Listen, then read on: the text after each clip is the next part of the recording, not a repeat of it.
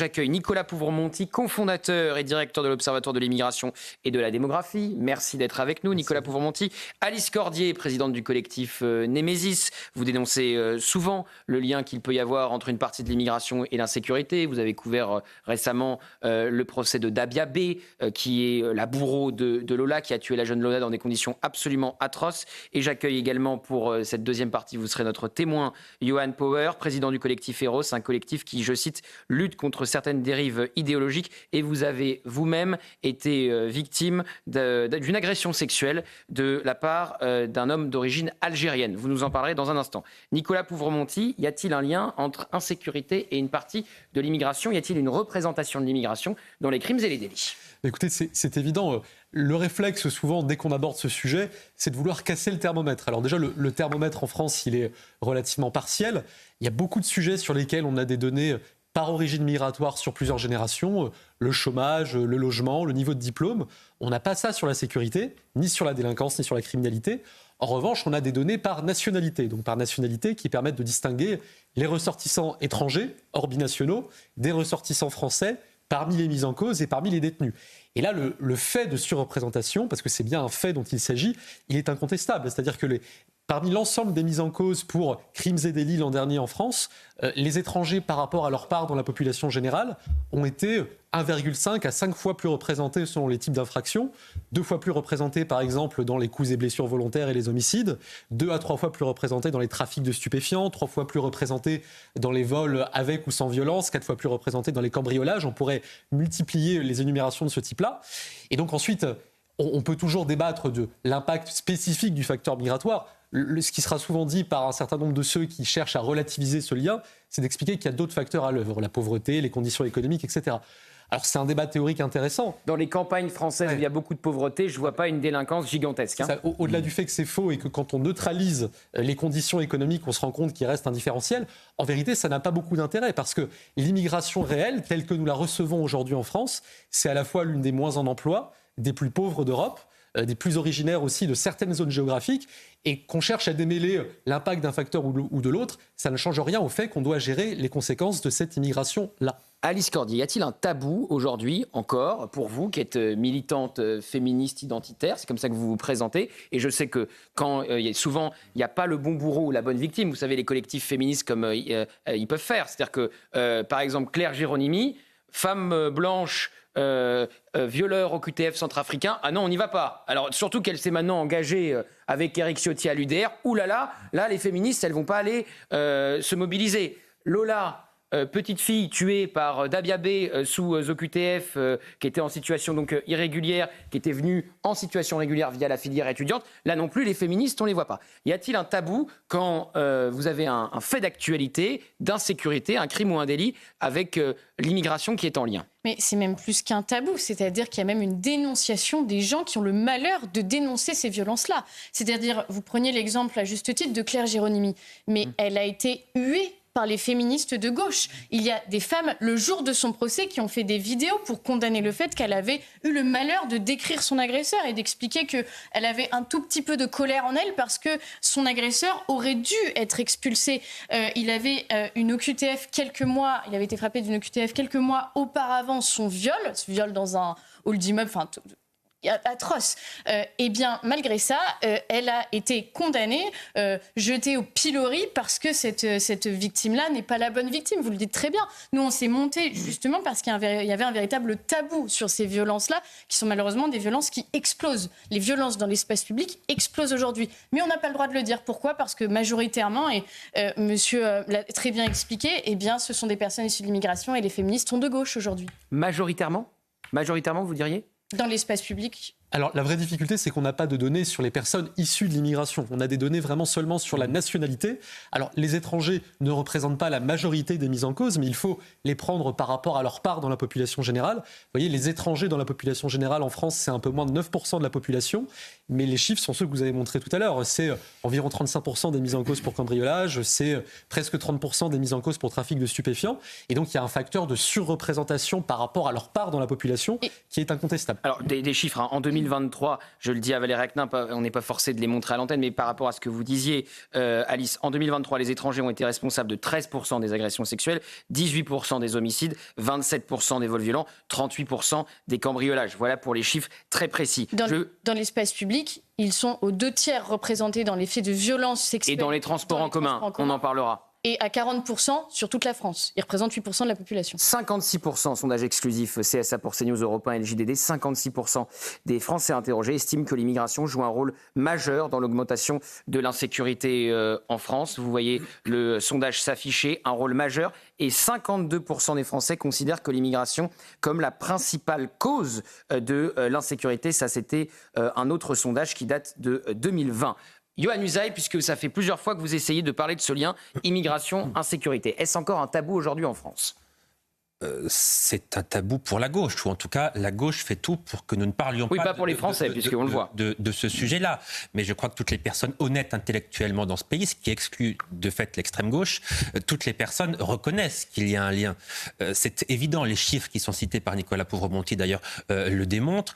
Nous-mêmes sur CNews, nous sommes amenés de manière quasi quotidienne à parler de ces faits-là, et nous voyons qu'ils sont souvent le fait de personnes étrangères. On parle beaucoup de ce qui se passe dans les transports en commun. Enfin, pardon, mais c'est criant. Nous avons diffusé sur cette chaîne des dizaines de témoignages. À chaque fois, ce sont les mêmes profils. Et il y a toujours des responsables politiques qui continuent de ne pas vouloir voir la réalité parce que ça ne correspond pas à leur idéologie, parce que ça ne va pas dans le sens de leur petit intérêt électoral, ou parce que certains ne veulent tout simplement pas faire débat. C'est ce qu'a dit le nouveau ministre de l'Intérieur, ce qui est quand même extrêmement inquiétant. Il a refusé de faire un lien entre délinquance et immigration. On l'entendra. Parce qu'il ne voulait pas susciter le débat. Voilà donc un ministre de l'Intérieur en poste qui nous dit qu'il ne faut pas débattre de ce sujet pourtant majeur et essentiel pour la sécurité des Français. Il ne veut pas que l'on puisse en parler. Bon, dont acte, mais il y a une réalité. La réalité, ce sont les chiffres. La réalité, ce sont les témoignages. La réalité, ce sont les victimes. Il y a un lien évident, flagrant entre une partie de l'immigration et une partie de la délinquance. Et comme je vous le disais tout à l'heure, comme nous continuons d'accueillir massivement dans ce pays, eh bien les choses ne peuvent qu'aller en se dégradant. On va en parler dans un instant. On va continuer le débat. Yohann Power, vous nous livrez votre témoignage puisque vous avez été victime d'une agression sexuelle. Et on entendra justement Laurent Nunez et tous ceux qui, comme vous le dites, sont dans le déni et refusent ce lien entre l'insécurité et une partie de l'immigration. Je rappelle que Gérald Darmanin a parfois, je dis bien parfois, fait ce lien, et Emmanuel Macron, les semaines où il est de droite, c'est-à-dire 1 à 2 semaines par an, il a fait également le lien. On en parlera dans un instant, on continue cette grande soirée. Insécurité, sentiment ou réalité, on parlera également de la réponse pénale. La justice est-elle trop laxiste en France ? A tout de suite pour la suite de ce 100% politique édition spéciale. 100% politique consacré à la sécurité, à l'insécurité, sentiment ou réalité. On est évidemment parti de la déclaration qui colle à la basket d'Éric Dupond-Moretti comme un chewing-gum quand il a parlé pire que l'insécurité. Il y a le sentiment d'insécurité. Quelques chiffres pour répondre à l'ancien ministre de la Justice. En 1960, 500 000 crimes et délits, population 46 millions d'habitants. Aujourd'hui, 3 600 000 crimes et délits, population 67 millions d'habitants. Vous voyez le bond de géant, ce sont les chiffres de Frédéric Lose, Insécurité, Stop à la descente aux enfers, qui est publié, son livre qui est publié chez Fayard. On recevra Frédéric Lose un peu plus tard dans notre émission. Mais nous étions sur le lien insécurité-immigration. Voyez une petite compile de tous ceux qui ont décidé de mettre des œillères et qui refusent de faire ce lien, à commencer, vous l'avez rappelé, Yohann, par le nouveau ministre de l'Intérieur. Mais en même temps, ça faisait longtemps qu'on n'avait pas eu un ministre de l'Intérieur de gauche. Donc on a reculé un petit peu. C'est-à-dire on est passé de Bruno Retailleau qui nous parlait d'ensauvagement, lui-même dans un gouvernement où le Premier ministre parlait quand même de sentiment de submersion migratoire. Et Laurent Nunez nous a expliqué, parce qu'il est humaniste, il refuse les termes de submersion migratoire, d'ensauvagement. En parlant de sécurité, de dire humaniste, généralement, c'est mal engagé. Non, mais surtout quand on sous-entend que Bruno Retailleau et François Bayrou ne seraient pas humanistes. Oui. Au nom de quoi ? Écoutez donc tous ces politiques qui refusent ce lien immigration-insécurité. Je ne fais pas de lien, comme le fait le Rassemblement national, entre l'immigration et la délinquance. Moi, je n'établis pas de lien. Je lutte contre des délinquants d'une manière générale. Je veux bien donner des chiffres, il n'y a aucune difficulté là-dessus. Mais faire ce lien systématiquement, je ne le fais pas. Pardon, ce ne sont pas forcément des immigrés. Et en fait, le lien avec l'immigration se fait très vite dans les esprits. C'est ça que je conteste. Il n'y a pas de lien systématique et inconditionnel entre immigration et insécurité. Cette logique de lier immigration, et particulièrement immigration dite irrégulière et violence ou délinquance est tout simplement une honte. Ben non, voilà, c'est pas vrai.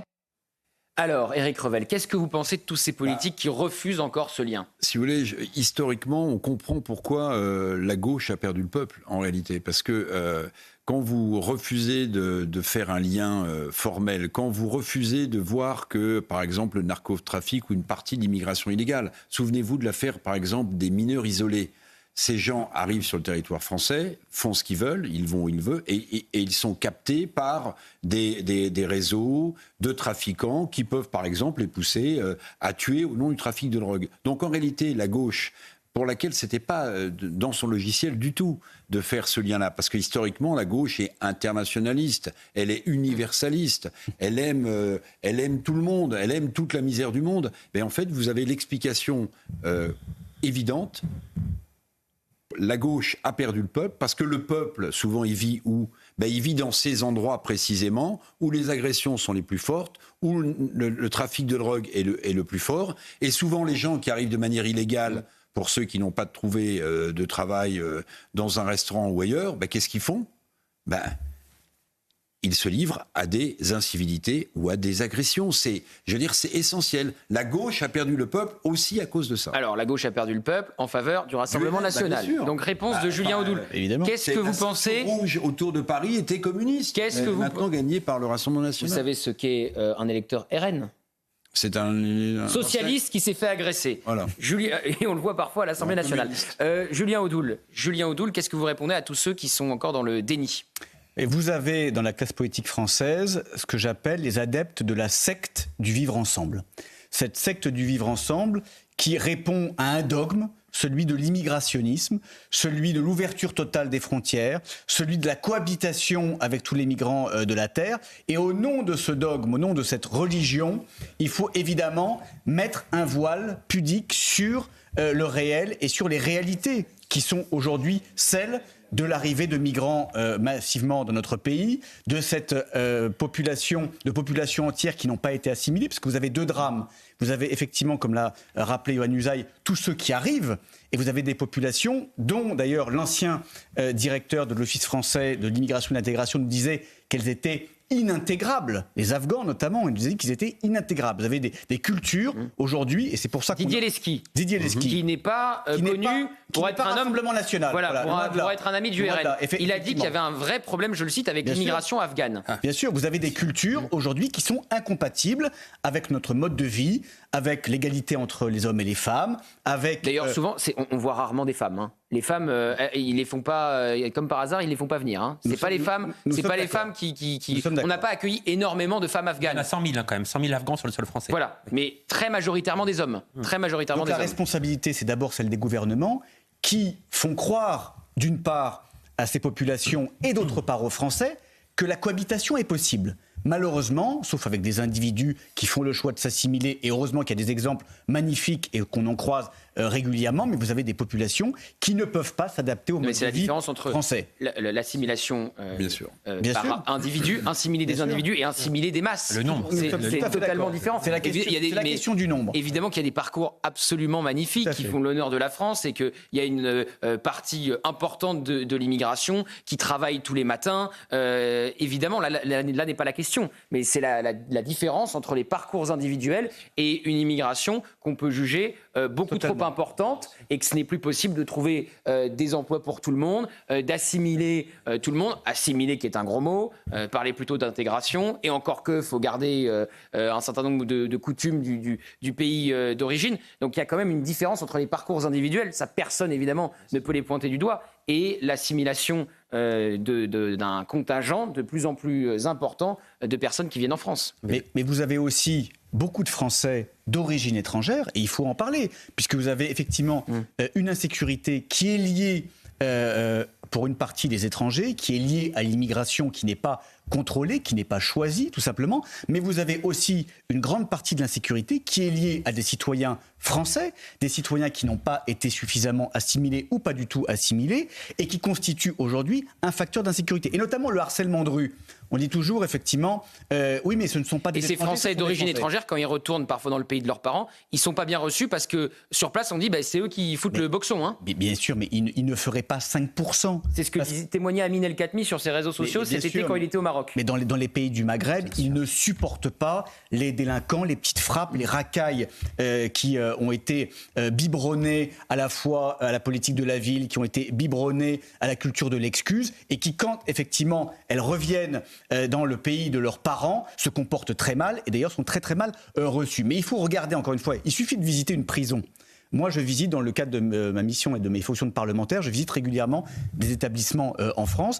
Toutes les prisons, vous avez évidemment 25% de détenus qui sont étrangers, mais vous avez ensuite l'immense majorité qui sont d'origine étrangère, soit binationaux, soit avec des noms à consonance étrangère. Donc le lien, il est évident. Il suffit de demander effectivement à n'importe quelle fille en France, à n'importe quelle Française qui se balade dans la rue, dans l'espace public, qui va venir l'importuner. De qui elle a peur ? Qui va venir, encore une fois, l'importuner dans les transports. Laissons Alice Cordier répondre. C'est évidemment une délinquance qui est issue de l'immigration. De qui avez-vous peur dans la rue le soir ? Malheureusement, et c'est terrible parce que moi aussi, je vais me faire traiter de tous les noms, mais majoritairement, c'est des personnes issues de l'immigration, et ce, depuis que j'ai 12 ans.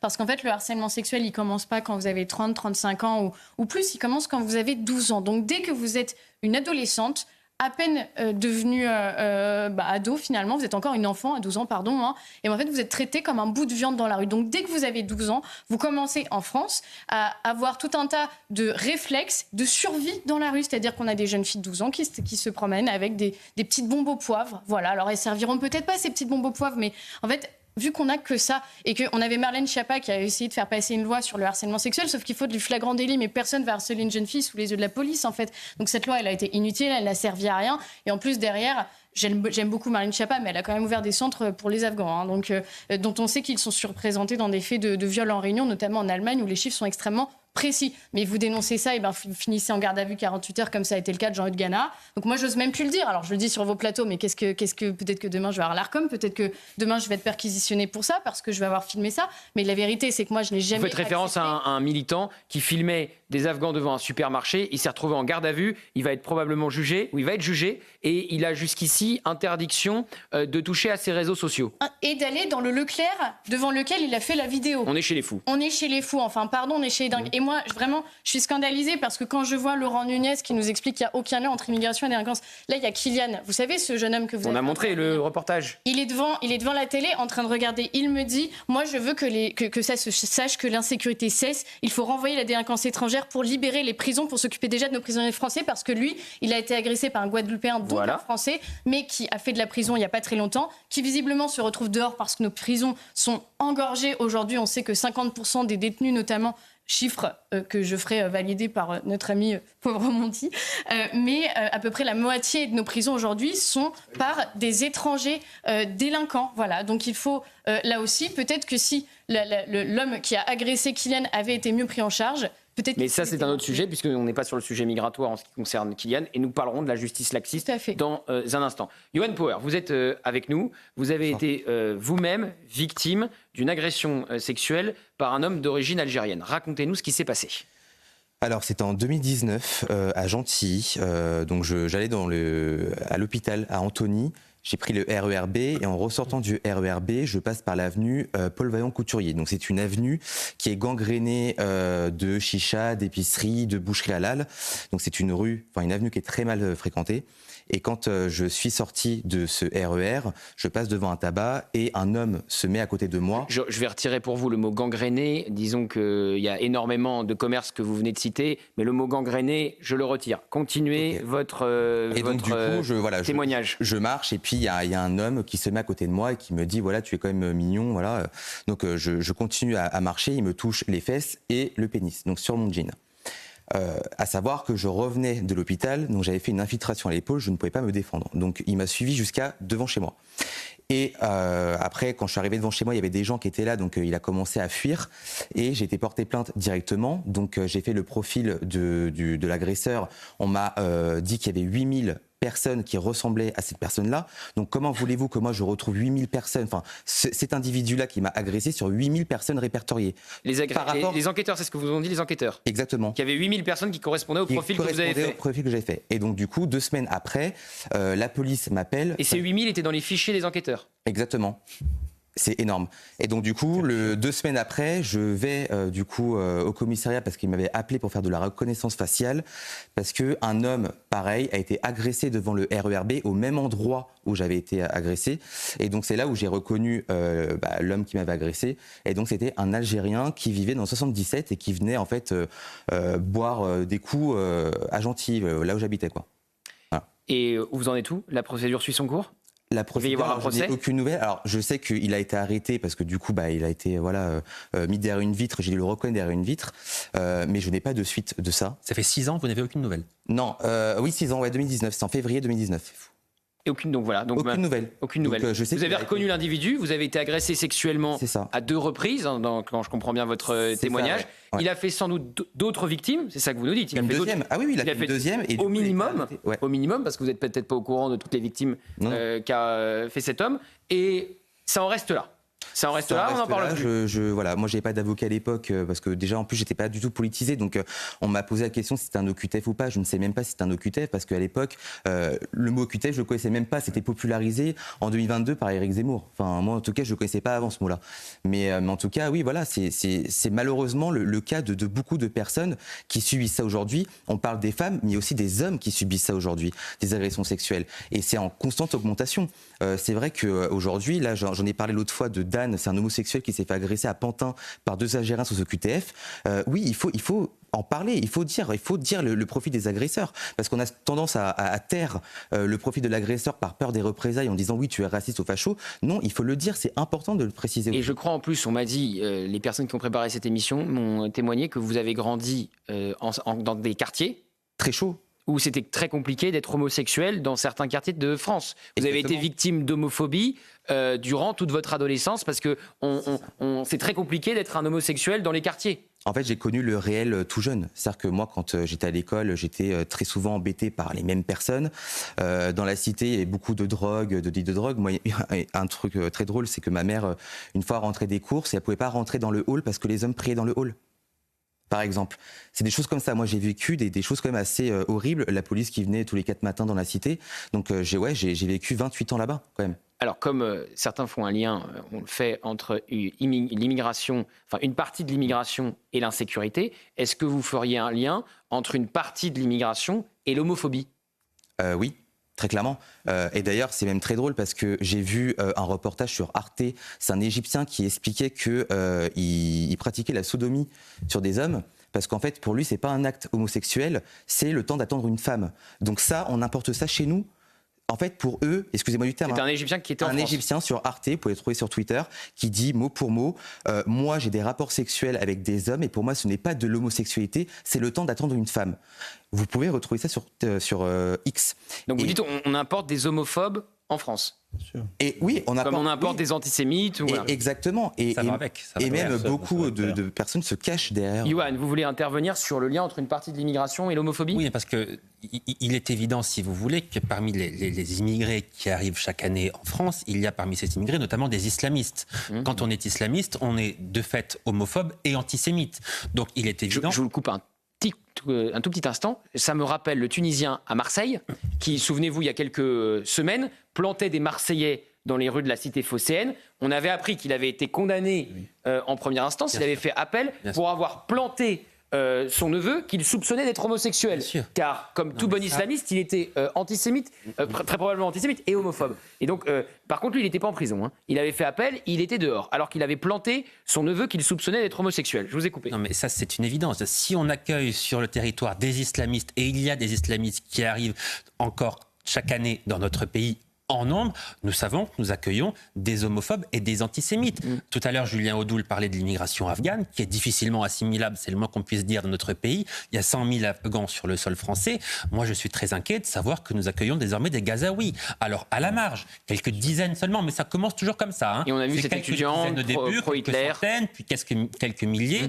Le cas de cette jeune étudiante, effectivement, Gazaoui, l'été dernier, qui a été renvoyée de France parce qu'antisémite. Mais il est évident que si nous accueillons des Gazaouis, nous devons nous attendre à ce qu'il y ait parmi ces Gazaouis des homophobes, des antisémites et des personnes qui, de fait, ne puissent pas s'assimiler à notre culture et donc respecter nos lois, nos mœurs et nos coutumes. Nicolas Pouvre-Monty, on parle du laxisme judiciaire dans un instant.